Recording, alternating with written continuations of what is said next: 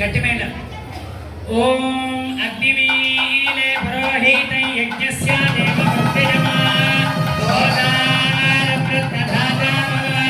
మంగళం నరసింహాయ మంగళం గుణసిద్ధవే మంగళానాం నివాసాయ శ్రీ నృసింహాయ మంగళం. జై బోలో లక్ష్మీ నరసింహ భగవానికి. ప్రపంచంలో కానివ్వండి, ఎక్కడ ఏది తీసుకున్నా కానీ ఎక్కడైనా 100% దేవాలయాలన్నీ కూడా నారసింహస్వామివి వెలిసిన దేవాలయాలు మాత్రమే ఉన్నాయి. అది కాకుండా ఇంకా ఇంకా కొండలు కోనలు తవ్వుతున్నారు. ఎక్కడో అక్కడ స్వామి ఇంకా బయటపడుతున్నాడు. అక్కడ మరొక దేవాలయ నిర్మాణం స్వామికి అవుతున్నది. అక్కడ కూడా స్వామి ప్రత్యక్షంగా ఉంటున్నాడు. కానీ అందరి దేవతలు అలా కాదు. రాముడైనా, కృష్ణుడైనా, మరొకడైనా, వరాహుడైనా, వేరే ఏ రూపంలో స్వామి నారాయణుడు ఎత్తినటువంటి ఏ అవతారానికైనా లేని విశిష్టత నారసింహ అవతారానికి ఉన్నది. ఎందుకు అనంటే అన్ని అవతారములన్నీ ఎత్తి స్వామి నారాయణుడిలోకి ఐక్యమైపోయాడు.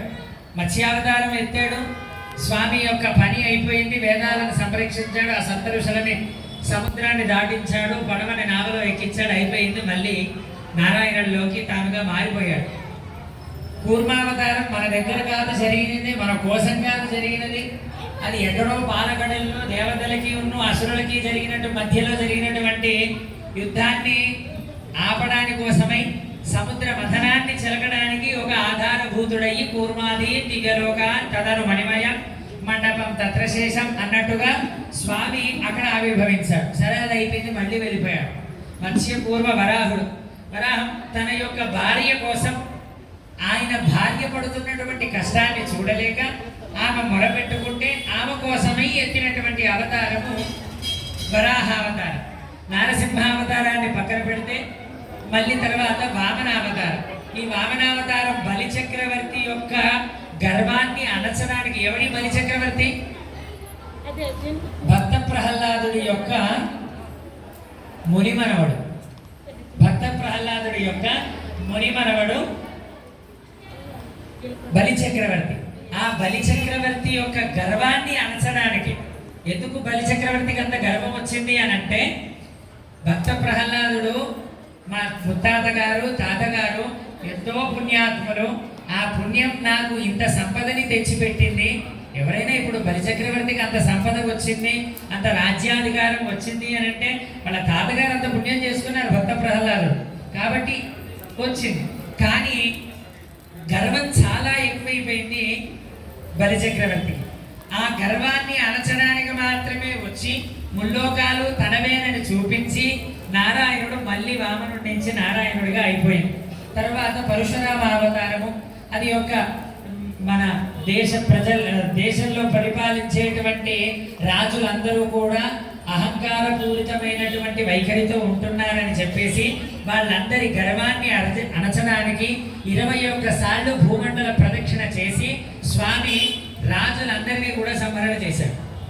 సరే, అది కూడా అయిపోయింది. మన గురించి కాదన్నా, మన గురించి ఏమన్నా వచ్చాడా ఇందులో? ఇప్పటి వరకు వచ్చినటువంటి అవతారం మన గురించి ఒకరన్నా వచ్చిందా? భార్గవావతారం వరకు. సరే, రాముడి గురించి దగ్గరకు వద్దాం. ఇంకా నెక్స్టుడు రాముడు. రామావతారం మానవ యొక్క ధర్మాలను చూపించడానికి, అంటే మనిషి ఎలా బ్రతకాలి అని చూపించడానికి మాత్రమే ఎత్తినటువంటి అవతారం. సరే, స్వామి కష్టపడ్డాడు. ఎందుకు కష్టపడ్డాడు అంటే, నువ్వు ఇలా బ్రతకడానికి నువ్వు ఇలా బ్రతికి చూపించాలి కదా. ఎప్పుడైనా ఆచార్యుడు అని ఎవరికంటారు తెలుసా? ఆచార్యుడు అని ఎవరికి పేరు తెలుసా? హనుమంతుడికి పేరు ఆచార్యుడు అనంటే. ఇప్పుడు కూడా మన లోకల్లో కొంతమందిని ఆచార్యుల వారుగా పిలుస్తాం. మేము కూడా ఆచార్యులు అని అంటారు కదా. శిఖామణి ఆచార్య, వెంకటాచార్య, గోవిందాచార్య. ఎందుకు పిలుస్తారు ఈ ఆచార్య అని? ఆచరతీతి చరతః ఇది ఆచార్య అంటే తాను ఆచరిస్తూ ఇతరులకు చెప్పేటువంటి వాడు ఆచార్యుడు. ఏ ధర్మమైనా తన నోటిలోంచి వచ్చేటువంటి ఏ మాటనైనా ఇది ఇలా బ్రతకాలి, ఇలా ఉండాలి అని చెప్పేటువంటి ఏదైనా సరే తాను ఆచరిస్తూ ఇతరులకు చెప్పేటువంటి వాడిని ఆచార్యులు అని అంటారు. మరి గురువులు బోధ మాత్రమే చేస్తారు. అజ్ఞానిన అయాదోష అజ్ఞానమును తొలగించి జ్ఞాన మార్గాన్ని ప్రసాదించేటువంటి వాళ్ళు ఎవరు? గురువులు. అంటే మనకు ఉండేటువంటి జ్ఞానాన్ని పోగొట్టి సరైన జ్ఞానం ఇస్తారంటే ఇది తప్పు, ఇది ఈ ద్రవ్యం ఇక్కడ వేయకూడదు, ఈ ద్రవ్యమే ఇక్కడ వేయాలి అని చెప్పేసి గురువు చెప్తాడు. ఏ ద్రవ్యమైనా భక్తితో అయ్యి పర్వాలేదు, ఏదైతే ఉంది. నువ్వు అక్కడి నుంచి అగ్ని భగవానుడికి ఉండేటువంటి గొప్ప లక్షణం ఏమిటి అని అంటే మన దగ్గర ఏ ద్రవ్యము లేదు. నరసింహస్వామికి తెల్లవారు కావాలి, తెల్లవారు లేవు, నవధాన్యాలే ఉన్నాయి. ఆ నవధాన్యాలని తెల్లవారుగా మార్చి తను స్వీకరించేటువంటి గుణము నరసింహస్వామికి ఉంటుంది. సరే, రాముడు ఎత్తాడు ఆచరించి తర్వాత దేవతల గురించి ప్రతి ఒక్కరి గురించి వచ్చాయి. అంటే ఈ 2 అవతారాలు రామకృష్ణాది అవతారాలు ఏవైతే ఉన్నాయో ఇవి పరిపూర్ణమైన అవతారాలు. సమస్త మానవాళి గురించే కాకుండా దేవతా గణములతో సహా వాళ్ళందరికీ బుద్ధి చెప్పాలని చెప్పేసి కృష్ణుడు ఎన్నిసార్లు బుద్ధి చెప్పాడు దేవతలందరికీ? ఇంద్రుడికి మాత్రమే. ఎందుకు అనంటే కొన్ని వేల సంవత్సరాలు 11,000 సంవత్సరాలు బతికాడు తెలుసా? ఎవరు? హిరణ్యకశిపుడు. హిరణ్యకశిపుడు 11,000 సంవత్సరములు దేవతలందరినీ కూడా ఇబ్బంది పెడుతూ నారాయణుడు అనేటువంటి వాడు లేడు, నేనే దేవుణ్ణి, నేనే భగవంతుణ్ణి అని చెప్పేసి అందరినీ కూడా ఇబ్బంది పెడుతూ ఎవ్వరు కూడా వేదం చదవకూడదు, వేద స్వాహాకారం చేయకూడదు, నారాయణాయ స్వాహ అని అనకూడదు. ఏది ఉన్నా హిరణ్యకశపాయ నమః, హిరణ్యకశపాయ స్వాహ. మీరు చూసే ఉంటారు భక్త ప్రహ్లాద సినిమాలు. అది అలానే చేశాడు. వేదం చదువుకునే భగవంతుడు అంతర్యామి తత్వం లేదు. అంతర్యామిగా భగవంతుడు అప్పటి వరకు లేడు. అంటే మనం అంటుంటాం కదా ఏమని పైన ఉండేటువంటి 3 రూపాలు భగవంతుడికి మొత్తం 5 రూపాలు ఉంటాయి. ఆ 5 రూపాలలో పాలకడిలో సేవించేటువంటి రూపం 1, పరమపదంలో ఉండేటువంటిది 2. ఈ పరమపదంలోకి మనం మోక్షం వస్తే మోక్షం అంటారు కదా, ఆ మోక్షం వస్తే వెళ్ళేటువంటి రూపం పరమపదనాథుడు, వైకుంఠనాథుడు అని అంటారు. ఆయనది ఒక రూపం, అది పరవాసుదేవ రూపము అని అంటారు. దాని తర్వాత కిందికి స్వామి దిగి వచ్చినటువంటి రూపము వ్యూహ వాసుదేవ రూపము అని అంటారు. అనంటే దీన్ని వ్యూహ రూపం. ఆ తర్వాత ఉండేటువంటి రూపము అర్చారూపము అని అంటారు. ఈ అర్చారూపము అని అంటే మనం ఒక విగ్రహాన్ని చేసుకోవడము, రాతి శిలలో నారాయణుడిని చెక్కుకొని ఒక రూపాన్ని చెక్కి దానిని మనం అర్చించడము, ఒక లోహంలో స్వామిని అర్చించడము, ఇది ఒక రూపం.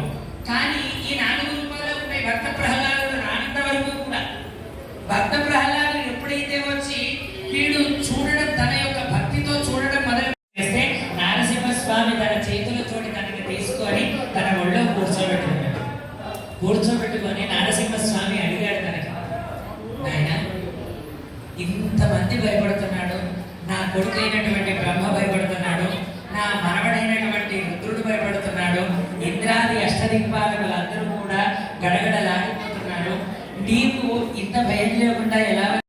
ఇవన్నీ కానీ ఎందుకు దానిగా ఇలా అనిపిస్తుంది? సాధారణమైనటువంటి మనకే ఇలా ఉంటే జగద్రక్షకుడైనటువంటి తండ్రి నా గురించి ఎత్తి వచ్చావు తండ్రి నేమో, మరి నాకు భయం ఎందుకు అని చెప్పానన్నాడు. ఆహా, ఎంత సౌందర్యము, ఎంత వినయము, ఎంత ప్రేమనేది అని చెప్పేసి నరసింహస్వామి అడిగి నరసింహస్వామి తన ఒడిలో కూర్చోబెట్టుకొని తన యొక్క భక్త ప్రహ్లాదుడి యొక్క తలని దుబ్బుతూ, నాయన నీ భక్తిని నేను మెచ్చి నీకు ఏ వరం కావాలో కోరుకో అని చెప్పని అన్నాడు. కోరుకోవాలా? వరం కోరుకోవాలా? స్వామి నీది నాది వ్యాపారమా ఏమన్నా? ఏదన్నా ఇప్పుడు ఎవరన్నా ఇప్పుడు మనం ఇంతమంది ఇక్కడ కూర్చున్నాం, అవునా?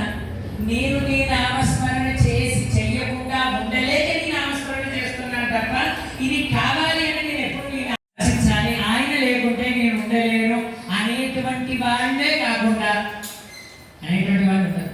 నాకు ఈ కోరిక ఉన్నది, ఆ కోరిక ఉన్నది, ఆ గ్రహాలు బాగాలేదు, ఈ గ్రహాలు బాగాలేదు, శని ఇక్కడ ఉన్నాడు, వాడు అక్కడ ఉన్నాడు, పెళ్లి కాలేదు, ఉద్యోగం బాగాలేదు, ఇవి కాలేదు అని చెప్పి అర్చించడానికి ఎక్కున్నారు. సరే, మనకు ఉండేటువంటి జ్ఞానంలో అలా అర్చిస్తున్నారు.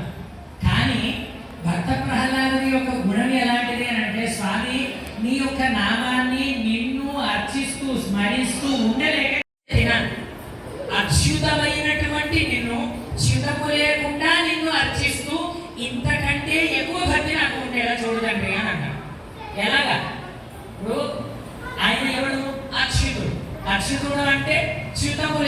ఉన్నటువంటి వాడు. చ్యుతము అని అంటే నాశనము లేనిది, ఆ అంటే ఆదికి అచ్యుతము ఎప్పటి నుంచి ఉన్నదో తెలియదు, ఎప్పుడు పోతుందో తెలియదు. అది దానికి చ్యుతము లేదు. అలా నీ గుణము ఎప్పుడైతే ఉన్నదో, ఎలాగైతే ఉన్నదో అలాగే ఎప్పటికీ ఎన్ని జన్మలు ఎత్తినా కూడా నా మీద నీ మీద నా ప్రేమ అలానే ఉండాలి అని కోరుకున్నాడు. ఒరే నాయన, నీకు విషయం తెలియదు, నేను చెప్తాను విను అని చెప్పేసి స్వామి అప్పుడు చెప్తున్నాడు ఎవరికి? భక్త ప్రహ్లాదుడికి.